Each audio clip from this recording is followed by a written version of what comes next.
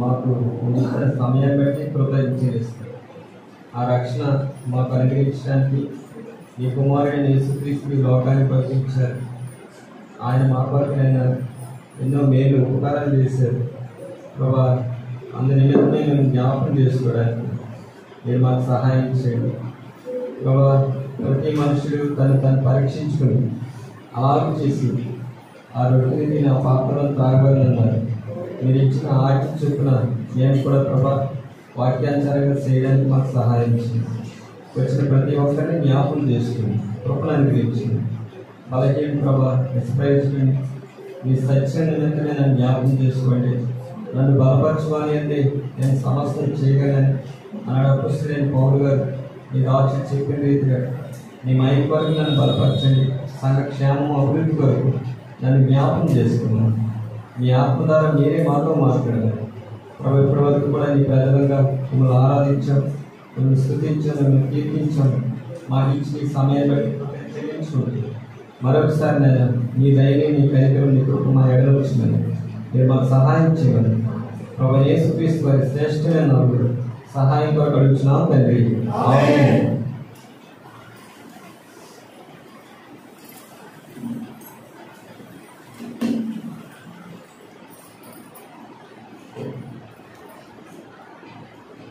పరిశుద్ధ గ్రంథంలో నుంచి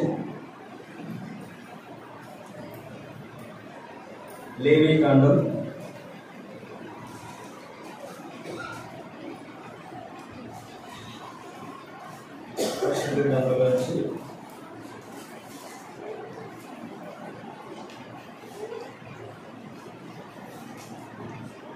19వ అధ్యాయం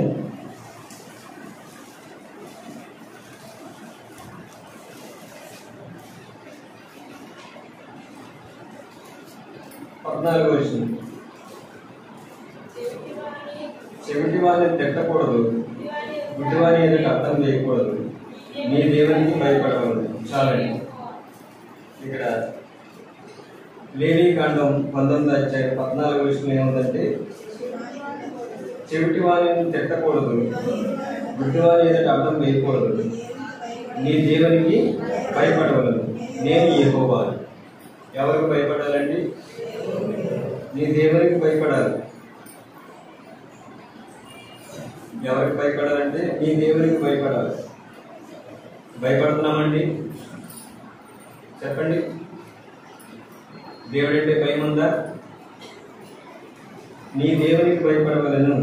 ఆయనకి ఎందుకు భయపడాలి? మనం ఇందాక 9వ అధ్యాయం రోమీయులకు పత్రికలో ఒక మాట ఉంది. ఏముందండి? 9:5. అక్కడ ఏముందో ఒక విషయం చదవండి.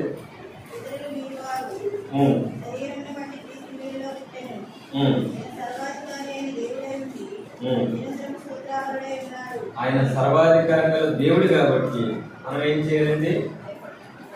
ఆయనకి భయపడాలి. మొట్టమొదటిగా ఆయన నీ దేవుడు, నిన్ను సృష్టించాడు. ఈ లోకంలో మనం ఉన్నామంటే దానికి కారణం ఎవరండి? చెప్పాలి. దేవుడు.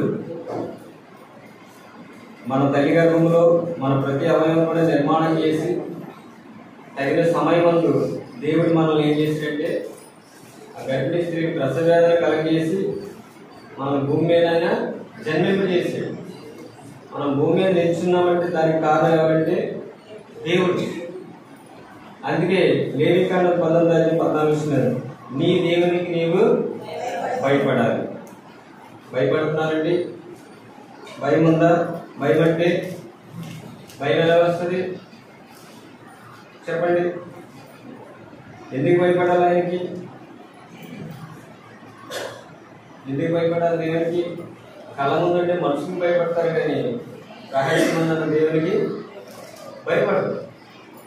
వాస్తవంగా కళ్ళ ముందు కనబడే ఆ మనుషులకి భయపడతారు, కానీ దేవునికి భయపడదు. ఈ మధ్యాహ్న కాల సమయంలో నీ దేవునికి నీవు భయపడాలి. ఎందుకు భయపడాలి? చూడండి, ఇర్మియా గ్రంథంలో ఒక మాట ఉంటుంది.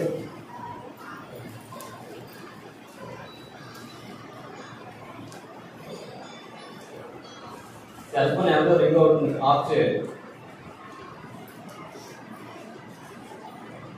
ఇర్మియా గ్రంథం 5వ అధ్యాయము 20 వచనం నుంచి చదవండి. యాకోబు వంశస్థులకు ఈ మాట తెలియజేయండి.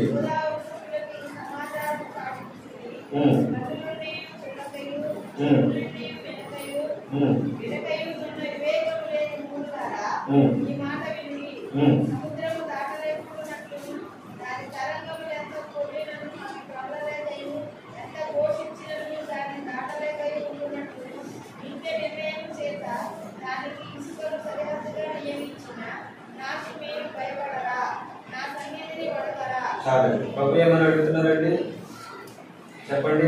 కన్నుండి చూడకయు చెవులండి వినకయు నన్న వివేకము లేని మూడులారా ఈ మాట వినండి. సముద్రము దాటలేకుండానట్లు దాని తరంగం ఎంత కొల్లినను అవి ప్రకటనలేక ఎంత ఘోషించినను దాన్ని దాటలేకపోయినట్లు నిత్య నిర్ణయం చేత దానికి ఇసుకను సరిహద్దుగా నియమించాడంట. సరే, ప్రభు సముద్రాన్ని ఏం చేశాడైనా ఒక సరిహద్దు పెట్టాడైనా. ఏం పెట్టాడైనా? ఇసుకను సరిహద్దుగా పెట్టాడే. అక్కడ ప్రభు అంటున్నారు, నియమించిన నాకు మీరు భయపడరా? సరే, భయపడరా? గత దినాలు అనుకుంటా చైనాలో ఎంతో తీవ్రమైన తుఫాను. ఎన్ని కిలోమీటర్లు వేగం అండి? 300 కిలోమీటర్ల. ఆ తుఫానికి మనుషులు అందరూ కూడా గాలికి ఎగిరిపోతున్నారు, కార్లు ఎగిరిపోతున్నాయి. ఆ ప్రభావానికి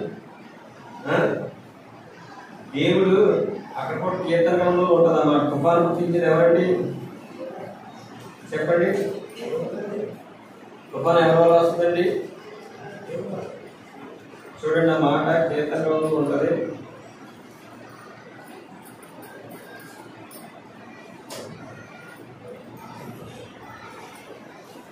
చదవండి. కీర్తనలో 148వ అధ్యాయము 8వ వచనం.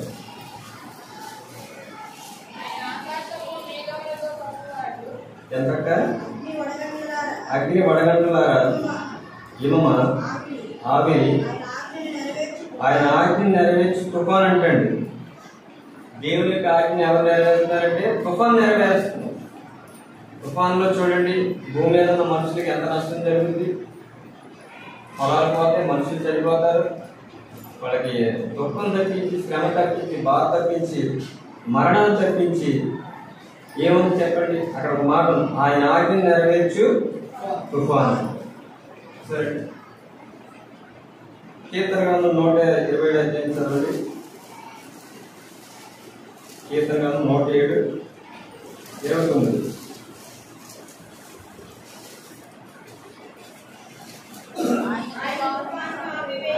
చాలండి. చూసారండి, ప్రభు ఏం చేస్తారు?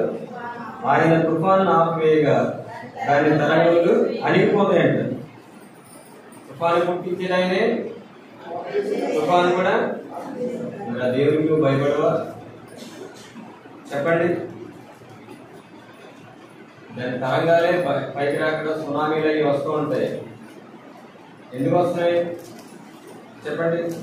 ఆ తుఫాను కూడా ఏం చేస్తుంది? దేవుడి ఆజ్ఞని నెరవేరుస్తుంది. ప్రభు ఆఫ్ చేస్తున్నాడంట. ఆ సముద్రాన్ని ముందుకు రాకుండానట్లు ఇసుకను సరిహద్దుగా పెట్టాడు దేవుడు. అక్కడ ప్రభు అన్నారు, నువ్వు నాకు భయపడవా? భయపడవా? భయం ఉండాలి మానవుడికి. ఒక 5 సంవత్సరాలు పరిపాలించే నాయకుడికి భయపడతారు ఏమండి? లోకంలో ఉన్న అధికారికి భయపడతావు. దాన్ని నిన్ను సృష్టించింది దేవుడికి నువ్వు భయపడవా? దేవుడు అంటే భయం లేదా చెప్పండి? భయం ఎలా వస్తే చెప్పండి? కీర్తన గ్రంథం 119వ అధ్యాయము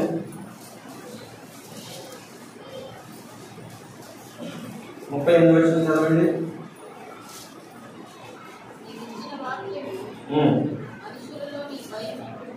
సరే, వాక్యం ఏం చేస్తుందండి? మనుషులకి భయము అంటే నీవు ఇచ్చిన వాక్యము మనుషుల్లో భయం పుట్టిస్తుంది. సరే, మందిరానికి చాలా మంది ఆలస్యంగా వస్తున్నారు అంటే భయం లేదు. భయం అంటే ఏం చేస్తారంటే సమయానికి మందిరానికి వచ్చేస్తారు.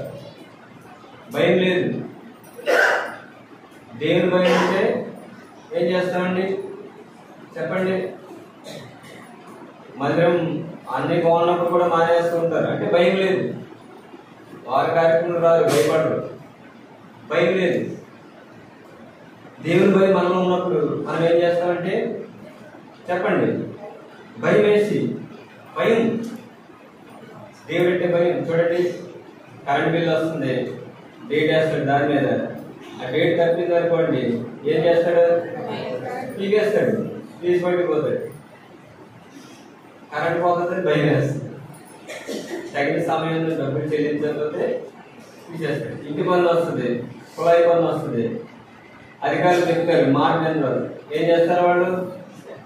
చెప్పాలి, తీసేస్తారు. అప్పుడు కంగారు పడతారు. దేవుడు అంటే భయం లేదు. ఆయన గురించి ఒక మాట ఉంటుంది కీర్తన గ్రంథంలో, చూడండి.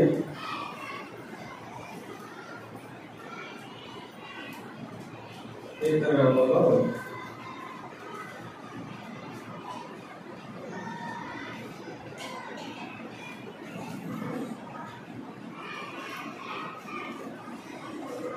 చదవండి, 50:19. కీడు చేయవలనని నీవు నీ నోరు తెరుచున్నావు, నీ నాలుగు కష్టం కలిగించినది. నీ కూర్చుండి నీ సహోదరుల మీద కొండలు చెప్తున్నావు, నీ తల్లి కుమారుని మీద అపనందలు మోచున్నావు. ఇట్టి పనులు నువ్వు చేసినను నేను మౌనలేదు, అందుకు నేను కేవలం నీ వంటి వాడినని నీవు అనుకున్నావు. చూసారండి, ఏమనుకుంటున్నారంట? అనుకుంటున్నారు మనుషుడు ఏది వింటున్నాడో. చూసారంటే అక్కడ మాట ఉంది, కీడు చేయవాలని నీవు నోరు తెరుచున్నావు, నీ నాలుగు కపటం తగ్గించినది. నీ కూర్చుండి నీ సహోదరుని కొండలు చెప్తున్నావు, నీ తల్లి కుమారుని అభినందన మోస్తున్నావు. ఇట్టి పనులు నువ్వు చేసినను నేను మౌనైతే, అందుకు నేను కేవలం నీ వంటి వాడినని నీవు అనుకుంది. ఇలా అనుకుంటారేమో దేవుడు. ఇలా అనుకుంటే ఎలాగంటే చెప్పండి. అందుకే ప్రభు అంటున్నారు, నువ్వు దేవునికి భయపడాలి. చూడండి ఎలా వస్తుంది. హగ్గయి గ్రంథం 1:12 చదవండి. హగ్గయి గ్రంథం 1:12 చదవండి.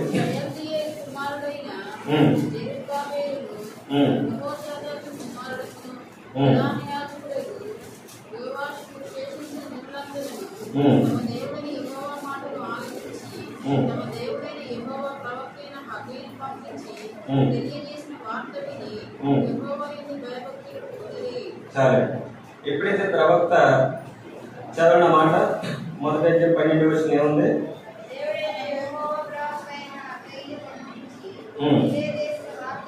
తెలియజేసిన వార్త విని వాళ్ళకి ఏం కలిగిందండి?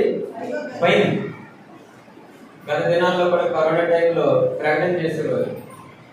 ఏమేమి చేసేవారండి? అందరూ మాస్కులు ధరించాలి, మీ చేతులు శుభ్రంగా కడుక్కోవాలి, కొద్దిగా ఎడమగా ఉండాలి. ఇవన్నీ కొంతమంది పాటించారు, కొంతమంది పాటించలేదు అనుకోండి, ఏమొచ్చింది చెప్పాలి. దేవుని వాక్యం నీకు ప్రకటింపబడుతున్నప్పుడు నీకు ఏం కలుగుతుంది? భయం. భయం కలుగుతుంది. ఆ భయాన్ని బట్టి మనకి ఏం కలుగుతుంది చెప్పండి. అందుకే లూకా సువార్తలో ఒక సిలువపై వేలాడుతూ కూడా ఒక బంది కూడా ఒక మాట అంటాడు చూడండి. లూకా సువార్త 23వ అధ్యాయము 40వ వచనం.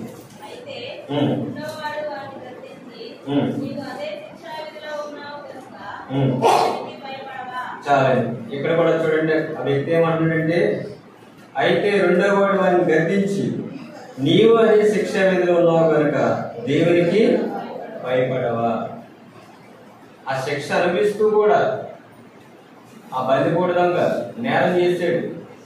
ఆ శిక్ష అనుభవిస్తూ కూడా ప్రభువుని ఏం చేస్తున్నాడండి? 39వ వచనం, వేలాడి వేయబడిన ఆ నేరస్తుల్లో ఒకడు ఆయన దూషిస్తున్నాడు. ప్రభువుని దూషిస్తున్నాడు. ఎక్కానే ఆ శిక్ష అనుభవిస్తూ కూడా భయం లేదు. దూషిస్తున్నాడంటే మారు మనసు లేదు. మారు మనసు లేని వ్యక్తిగా దేవుడిని దూషిస్తారు. తెలుసండి, ఏ వ్యక్తికి అయితే మారు మనసు ఉన్నదో ఆ వ్యక్తి దేవుడిని దూషిస్తాడు. అందుకే ఒక దినాన యోగు దగ్గరికి వచ్చి ఆ స్త్రీ ఏముందండి, తన భార్య దేవుని దూషించి మరణం కామని చెప్పింది. అందుకే ప్రకటన గ్రంథంలో ఉంటుంది చూడండి. ప్రకటన గ్రంథంలో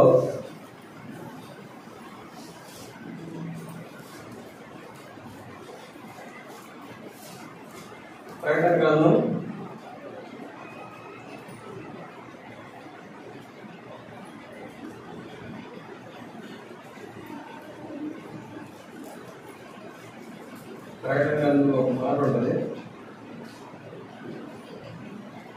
16వ అధ్యాయము 10వ వచనం నుంచి చదవండి. ఐదవ దూత తన పాత్రను ఆ క్రూర మృగం మీద సింహాసనం మీద కుమ్మరింపగా దాని రాజ్యము చీకటి కమ్మెను. మనుషులు తమకు కలిగిన వేదనను బట్టి తమ నాలుకలు పరుచుకొనుచుండిరి. తమకు కలిగిన వేదనను బట్టి కొండను బట్టి పరలోకమందున దేవుని దూషించిరి గాని తమ క్రియలను మాని మారుమనసు పొందిన వారు కారు. సరే, అటువంటి వేదనకరమైన పరిస్థితుల్లో కూడా, ఆ శ్రమల్లో కూడా వేదనలు బట్టి వాళ్ళు ఏం చేశారంటే దేవుని దూషించారు కానీ వాళ్ళ క్రియలు మానల, మారు మనసు పొందలేదు.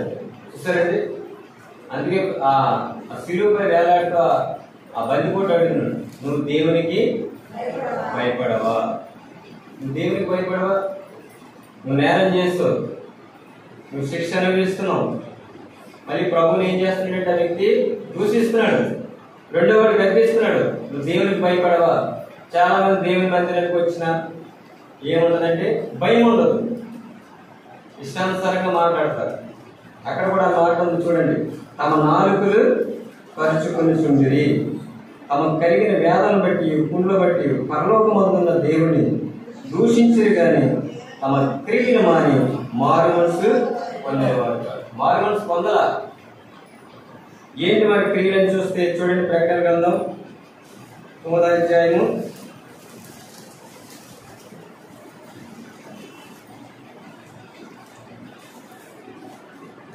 20వ వచనం చదవండి.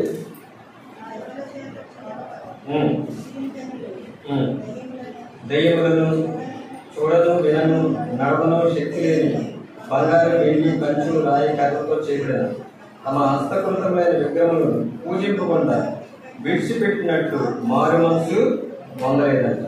మరియు తాము చేస్తున్న నరహత్యలు, మాయా తంత్రములను, జార స్వరూపములను చేయకుండా వారు మారు మనసు పొందినవారు. సరే, వాళ్ళ క్రియ విడిచిపెట్ల, ఇంకా ప్రభువు ఏం చేస్తున్నారు?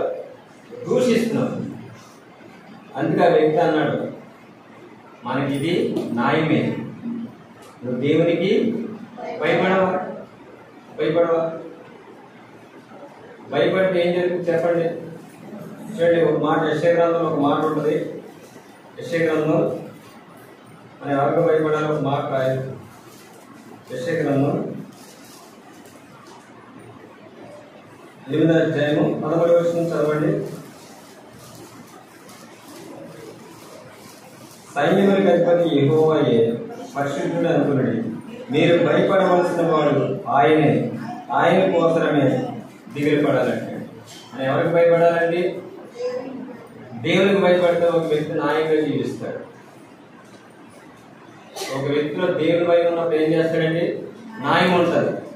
మనం చదివాం కదా లోకసభలు చాలా సార్లు, ఒక అన్యాయస్తుడైన న్యాయాధిపతి ఉన్నాడు. ఆ వ్యక్తి ఏం చేస్తాడంటే దేవునికి భయపడ్డావు. అన్యాయస్తుడు న్యాయాధిపతే కానీ అన్యాయస్తుడు మనుషులు కూడా లక్ష్య పెట్టడు. ఒక విధవరాలు మాటి మాటికి వచ్చి గోజాడుతుంది. ఆ అన్యాయస్తుడైన న్యాయాధిపతిని ఆ విధవరాలు ఏం చేసిందండి? తొందర పెట్టేసింది. ఆయన గురించి రాయబడ్డది. భయమే లేదంట, భయం లేదు. మనం దేవునికి భయపడాలి. ఎందుకంటే మనం సృష్టించాడైనా, మనం ప్రేమించాడైనా, మనందరి పాపాల కొరకైనా ఏమైపోయాడండి? ఆయన శిలువపై మరణించాడైనా, నీ కొరకు నా కొరకు మరణించాడు. ఆయన జ్ఞాపకం చేసుకున్నప్పుడు ఆ శిక్ష నాది, ఆ శిక్ష మనందరిది. కానీ ప్రభు ఆ శిలువపై ఆ మ్రాను మీద వేలాడాడు. మరి నువ్వు దేవునికి భయపడవా? చెప్పండి. ఎవరన్నా మనకు తెలిసిన వారు ఏదైనా హెల్ప్ చేస్తే, ఆహారం పంపిస్తే, ఏదైనా పంపిస్తే వాళ్ళ ఏడాది కృతజ్ఞత కలిగి ఉంటాం. మరి నీ రక్షణ కొరకు, నా రక్షణ కొరకు మన సృష్టికర్త అయిన దేవుడు ఏ పెట్టాడండి? ప్రాణం పెట్టాడు. ఈరోజు క్షేమం ఉన్నామంటే, రక్షింపబడ్డామంటే దానికి కారణం ఎవరండి? దేవుడు. మనం దేవునికి భయపడాలి.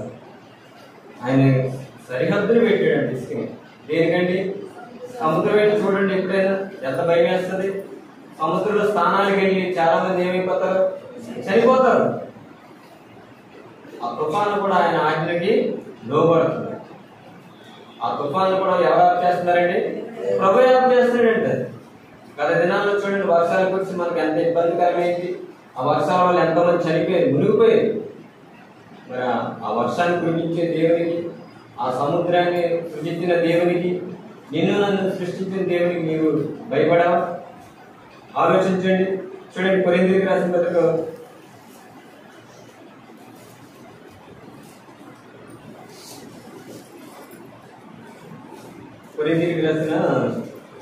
2వ పత్రికలో ఒక మాట ఉంటుంది చూడండి.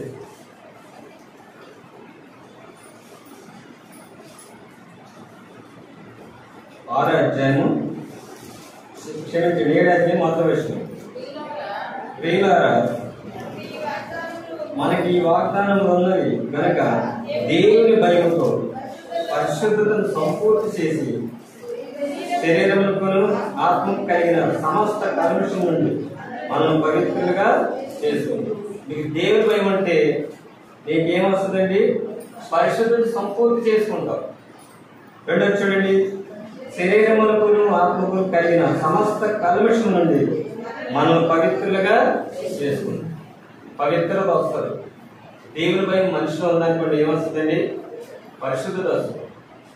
భర్త భార్య గురించి ఏం ఆలోచిస్తాడండి? వివాహం చేసుకునే ముందు కానీ, వివాహం కలిగిన తర్వాత కూడా భార్య ఎలా ఉండాలనుకుంటాడు? చెప్పండి, ఎలా ఉండాలి? పవిత్రంగా. తన భార్య ఎలా ఉండాలని ఆశిస్తాడు? పవిత్రత కలిగి ఉండాలనుకుంటాడు. మరి పరలోకపు తండ్రి మనకు శరీరమై ఉన్నాడే, ఏమై ఉన్నాడే? మనకు శిరస్సు అయి ఉన్నాడే. ఆ శిరస్సు అయిన ప్రభు మన గురించి ఏం ఆలోచిస్తాడండి? ఎలా ఉండాలి? మనం పవిత్రంగా ఉండాలి. పవిత్రత ఎలా వస్తుందండి? చెప్పాలి. దేవుని భయం ఉండాలి. భయం లేదనుకోండి, పవిత్రత ఉండదు. అందుకే భయం ఉన్నది పాపము చేయడు. ఒక వ్యక్తి భయం ఉన్నప్పుడు పాపం చేయడు. పాపం చేయడానికి ఏం చేస్తాడంటే భయపడతాడు. అందుకే నీ దేవునికి నీవు భయపడమని లేఖనాలు చెప్తున్నాయి. ఆ భయం ఉండడం వల్ల చూడండి, కీర్తన గ్రంథం ఏమొస్తుంది?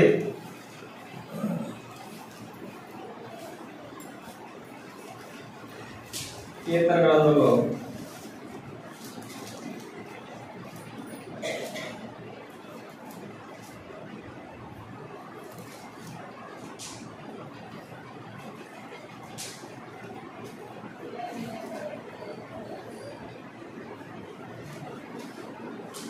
నూట 11వ అధ్యాయము 10వ వచనం.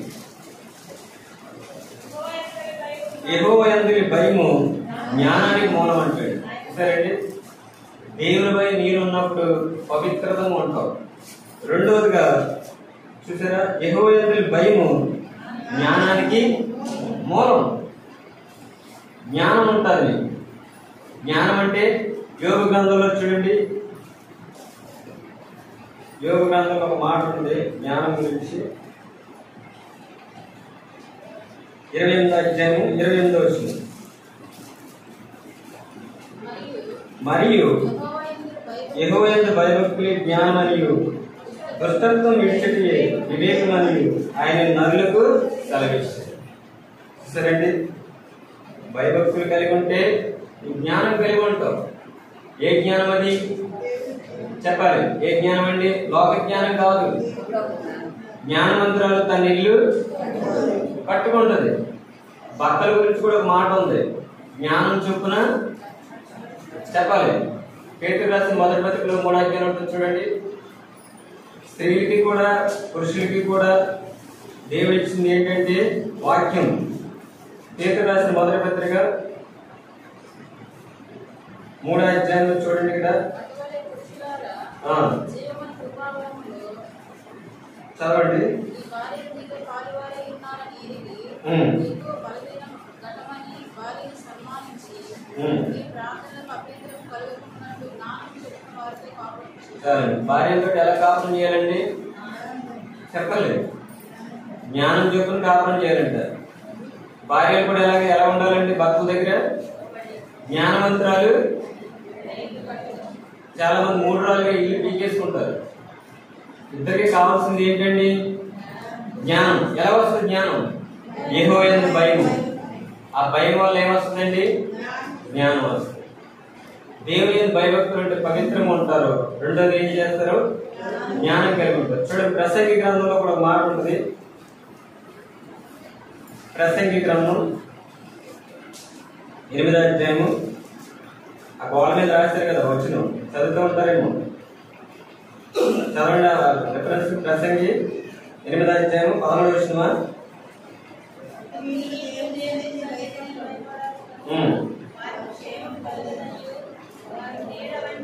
12వ వచనం చదవక, పాపాత్ములు నూరు మార్లు దుష్కార్యం చేసి దీర్ఘాయుష్మంతులైన దేవుని యందు భయభక్తులు కలిగి ఆయన సన్నిధికి భయపడేవారు ఎలా ఉంటారండి? క్షేమంగా ఉంటారు. దేవుని భయం కలిగిన వ్యక్తి ఎలా ఉంటాడండి? క్షేమంగా ఉంటాడు, పవిత్రంగా ఉంటాడు. మూడోది జ్ఞానం కలిగి ఉంటాడు.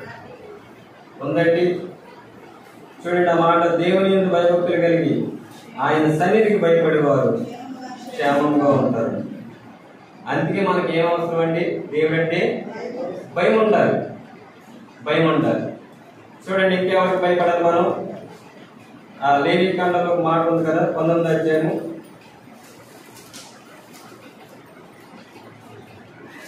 లేవి కాండం 19వ అధ్యాయము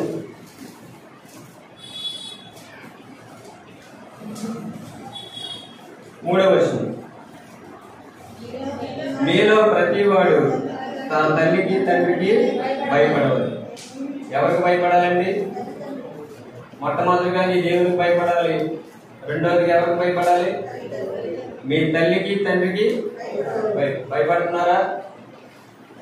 చెప్పండి, భయం ఉందా? మీలో ప్రతివాడు తన తల్లికి తండ్రికి భయం ఉంటుందండి. తల్లిదండ్రులు ఎదిరించేవాళ్ళు ఉంటారు, తల్లిదండ్రులు కొట్టేవారు ఉంటారు, తల్లిదండ్రులు దూషించేవారు ఉంటారు. తల్లిదండ్రులు ఎలా మాట్లాడతారండి? అమర్యాదగా మాట్లాడతారు. నన్ను కన్నావు, ఎందుకు కన్నావు అని మాట్లాడుతుంటారు. తల్లిదండ్రులకు భయపడాలి. భయపడకుండా ఏం జరుగుతుందండి? చదవండి, ఎఫెసీయులకు రాసిన పత్రిక చదవండి. ఎఫెసీయులకు రాసిన పత్రిక 6వ అధ్యాయము 2-3 వచనాలు చదవండి. నీకు మేలు కలిగినట్టు నీ తండ్రిని తల్లిని సన్మానించాలి. ఎవరిని సన్మానించాలండి? నీకు మేలు కలిగినట్టు నీ తండ్రిని తల్లిని, అప్పుడు నీ భూమి మీద దీర్ఘాయుష్మంతుడు. ఇది వాగ్దానంతో కూడిన ఆజ్ఞలో మొదటిది. సరేండి, తల్లిదండ్రులు సన్మానించాలి. తల్లిదండ్రులు ఏం చేయాలంటే గౌరవించాలి. దేవుడు చెప్తున్నాడు అది. మొట్టమొదటిగా నీ దేవుడికి భయపడాలి, రెండోదిగా తల్లిదండ్రుల్ని సన్మానించాలి. మూడోది చూడండి, ఎఫెసీయులకు రాసిన పత్రికలో ఒక మాట ఉంటుంది. అక్కడే 5వ అధ్యాయం 33వ వచనం. మెట్టుకు మీలో ప్రతి పురుషుడు తనను వల్లే తన భార్య ప్రేమ, భార్య అయితే తన భర్త యందు భయం కలిగి ఉన్నారు. ఎవరో భయపడాలని? భార్య చెప్పాలి. చాలా మంది భార్యలు ఏం చేస్తారంటే భర్తలకు భయపడరు, లోపడరు, మర్యాద గౌరవం తృణీకరంగా మాట్లాడతారు. అయితే దేవుని వాక్యం ఏం చెప్తుందంటే, భార్య అయితే తన భర్త యందు భయం కలిగి చూసుకోవాలంటే. అర్థమైందండి? ఇది దేవుని వాక్యం. ఇది లోబడరు, మర్యాద ఎవరు? నీకు భర్త ఏమేమి ఉన్నాడు చెప్పండి? తెలుసు, నిన్ను పోషిస్తున్నాడు, నీకు భద్రత ఉంటుంది, నీకు ఎలా ఉంటాడు? కాపాడుతాడు, రక్షణ. అటువంటి భర్తను ఏం చేస్తారండి? చెప్పాలి, లెక్కే లేదు.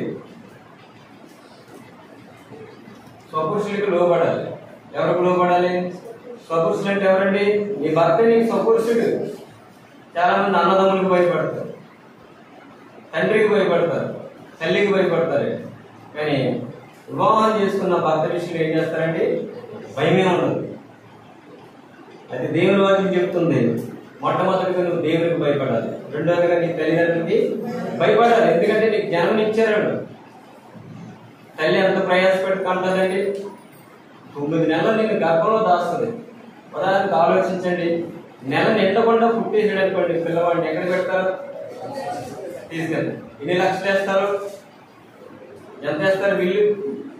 ఒకసారి ఆలోచించండి. అదే తల్లి గర్భంలో నువ్వు ఆ సమయం వచ్చే వరకు ఉంటే నీకు అసలు ఖర్చే లేదు, క్షేమంగా పుడతావు, ఆరోగ్యంగా పుడతావు. తల్లి ఏం చేస్తుంది? నీ మలమూత్రాలు శుభ్రం చేసి, పాలు ఇచ్చి, పెంచి, స్నానం చేసి, అన్నీ చేసి, పుట్టిన మొదలుకొని నీ వస్త్రాలు, ఆహారం అన్నీ ఇచ్చి నేను ఒక ప్రయోజకుడికి చేస్తే నీ తల్లిదండ్రులకు భయపడవా? తీసుకొడేస్తారు చాలా మంది. అలా చేయకూడదు. నువ్వు భూమి మీద దీర్ఘాయుష్మంతుడు అవ్వాలంటే ఏం చేయాలంటే నీ తల్లిని తండ్రిని సన్మానించాలి. మూడో విషయం ఏంటంటే నీ భర్తకి నీవు భయపడాలి. భయపడాలి. సంఘానికి శిరస్సు ఎవరంటే ప్రభువైన యేసుకు. మనం అందరం కూడా ఎవరికి భయపడాలండి? యేసు ప్రభువుకు భయపడాలి. భయపడాలి. 4 చూడండి, రోమీయులకు రాసిన పత్రిక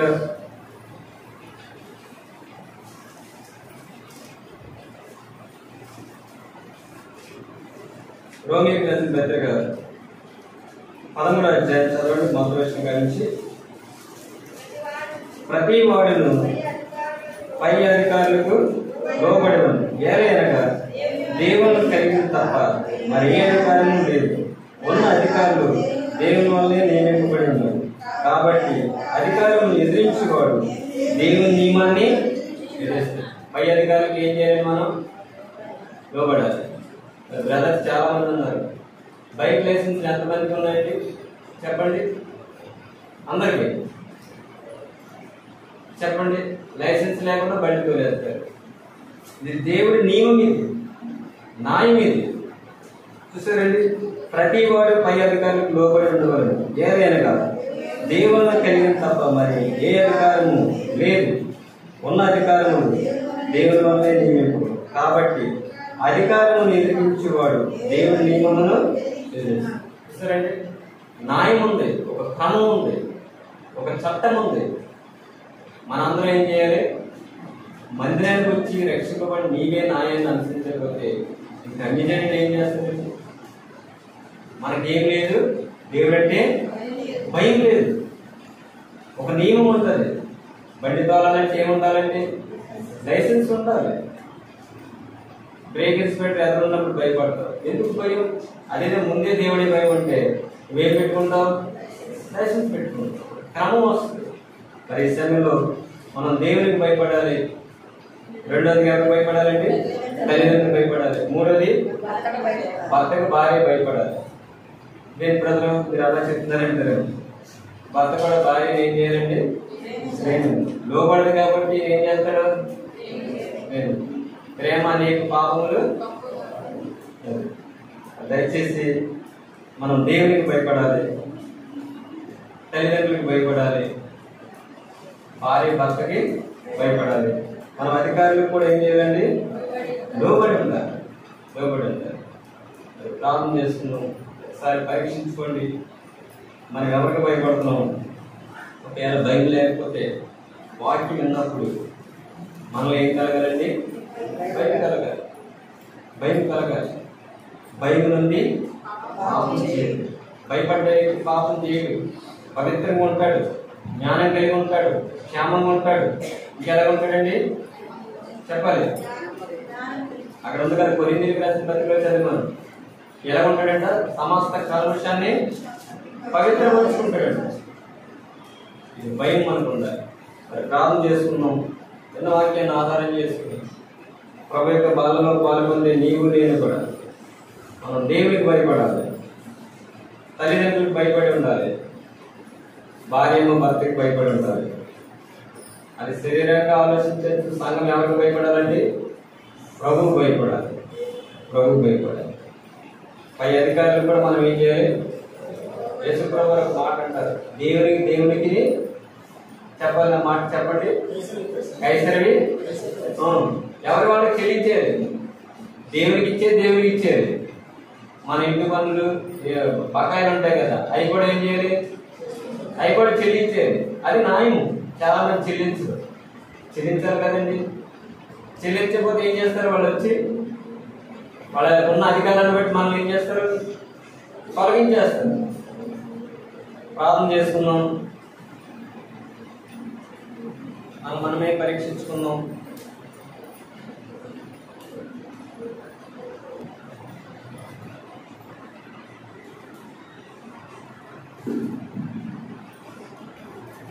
మన మంచికి వచ్చే జోసెఫ్ అంకుల్కి బీపీ పెరిగింది, కొద్దిగా అనారోగ్యం ఉన్నారు. మీరు కొరకు జోసెఫ్ గారి కొరకు మీ ప్రార్థనలో జ్ఞాపకం చేసుకోండి. అలాగే మరి యజ్ఞానంలో కూడా గత దినాల్లో ప్రభు ఆపరేషన్స్ సహాయం చేశారు. మీరు అందరూ కూడా ప్రార్థించారు.